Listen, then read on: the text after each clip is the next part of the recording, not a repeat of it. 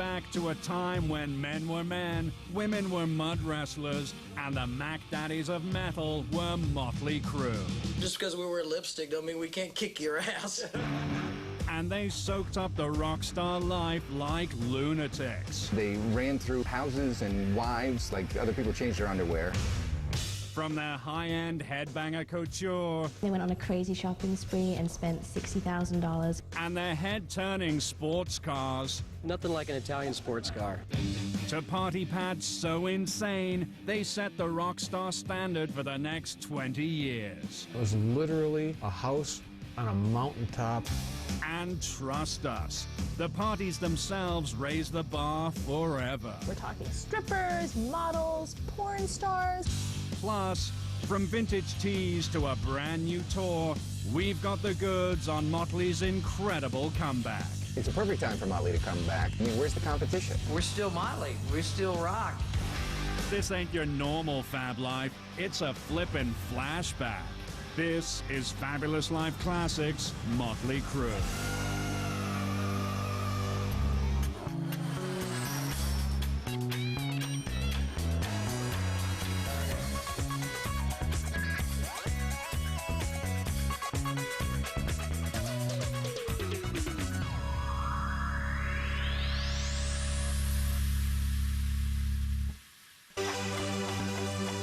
Take a journey back in time to the magical decade known as the 80s. A time when trousers were tight, morals were loose, and every substance on earth got abused, especially hairspray. And nobody lived 80s excess to the max like these four leather-clad LA dudes. Nicky Sixx, Vince Neil, Mick Mars, and Tommy Lee. Welcome to the world of a Mötley Crüe. Take your wildest fantasy of the ultimate rock star life. The booze, the girls, the drugs. You wouldn't even get close to a day in the life of Mötley Crüe. We f***ed the chicks, we shot the drugs, we wrecked the cars. They spent money like it was water. They ran through houses and wives like other people changed their underwear. They were so badass that from 1982 to 1991, Mötley Crüe sold a mind-blowing 13 million albums, collected over $40 million in concerts, and at the height of their career, they were taking home an annual salary of more than $10 million. Yeah! So what does a young rock star millionaire spend all that booty on? Anything and everything he wants. Fancy cars, of course, are the luxury toy for rappers today. That's exactly how it was for Mötley Crüe back then. The car's capable of doing massive miles per hour. Because back in the day, nothing said rock star like a kick-ass sports car. Especially the Crüe's car of choice, the absolute must-have automotive status symbol of the 1980s. It wasn't an IROC, it wasn't a Trans Am, it was this. The $90,000 Italian stallion Ferrari Testarossa. Nothing like an Italian sports car. One guy would get a Ferrari, the next thing you know, another guy would get a Ferrari. It was like an arms race. Vince started it, it's his fault. Tommy was talking about this Testarossa he wanted to buy, and he saw Nicky a day or two later who pulled up in the same model, same color, before Tommy could go get it. Testarossa in Italian means redhead, so I felt I had to have that. But when it came to car buying bravado, no bandmate could touch Vince Neil. Consider this. At one point, Vince Neil owned a staggering 32 cars, including a Lamborghini Countach, a Ferrari Mondial, and a Rolls-Royce Corniche. The one problem? He only had a 3-car garage, so he actually installed hydraulic lifts so he could jam even more of them inside. And each of the garage stalls has got a lift. There's 2 more sports cars, one on the floor and one on a lift. So there were 6 sports cars in the garage. But for the Crüe, it wasn't just about having the fastest ride or the fattest. No, they also needed to be the loudest. Yeah! Take bassist Nicky Sixx. He owned a chopper so loud, it was criminal. Nicky's exhaust pipes were by no means legal. They were synonymous with the badass attitude, rock and roller, loud and clear. In 1989, Nicky hit Glendale Harley in California and dropped $16,000 on a Springer Softail like it was pocket change. And then spent another $3,000 to crank up the decibels. It was roaring up and down Hollywood Boulevard. It was a great time. It was great fun. What less would you expect from a guy like Nicky?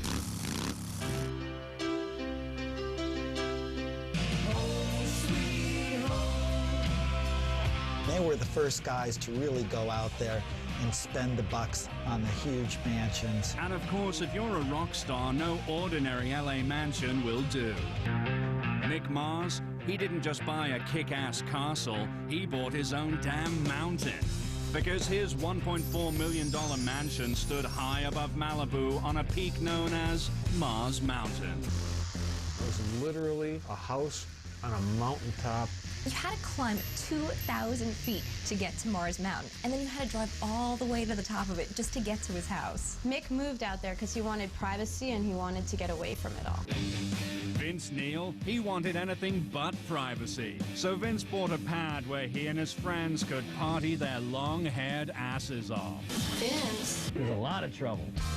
So he dropped $1.5 million on a house in California's cush San Fernando Valley and added the ultimate party accessory, a mud wrestling pit, so he and his guests could get down and dirty. We're talking strippers, models, porn stars. Vince had a weakness for girls who mud wrestled. I would do anything for one. Then there's Tommy Lee. He built this $2.5 million custom love nest for then-wife Heather Locklear in a posh gated community of Thousand Oaks, California. At 7,000 square feet, Tommy Lee's lair had everything a rock star needed, except, of course, enough places to park. So to stash his cars, he also bought the lot next door for $900,000. Tommy had a huge collection of cars and nowhere to park them, so he bought this choice piece of property next door to park his cars. But the crewmate with the most impressive mansion? Bassist Nicky Sixx. In 1990, Nicky bought his own palace in the LA suburbs. With marble columns, a staggering 12,000 square feet, and a separate chauffeur residence, it was a house fit for a Colombian drug lord. Nicky called it his Scarface mansion. It was pretty excessive for a guy and his wife and baby. They couldn't find each other for days in that house. This house was so over the top that it cost Nicky $40,000 a month just to keep it running. But there was one feature that was worth any amount of money. This. Nicky's 40 by 40 foot custom-built pool, complete with a hot tub and his very own in-pool bar. This pool is unique because there's not another one like it. Nowadays, you're looking at about $200,000 to duplicate this particular pool. But it wasn't the extras that made Nicky's pool a wonderland of wetness. It was the unique shape. Because according to Nicky, it was actually modeled after a part of the female anatomy. A very private part. He built an elaborate pool in the shape of a vagina. Haven't heard that one. I had no idea. Now that's a full-on love canal. Coming up, from $1,200 wristbands to $5,000 assless chaps, we'll expose Mötley's insanely expensive wardrobe. We cater to the sophisticated rock star. Plus, if you thought they lived large in strip clubs, you'd be right. Mötley only tipped in $100 bills. There's a lot of trouble. And later, they're back. Step aboard the Mötley Crüe comeback tour. Nobody really goes to the extra effort to put on a show like Mötley Crüe. When Fabulous Life Classics, Mötley Crüe return.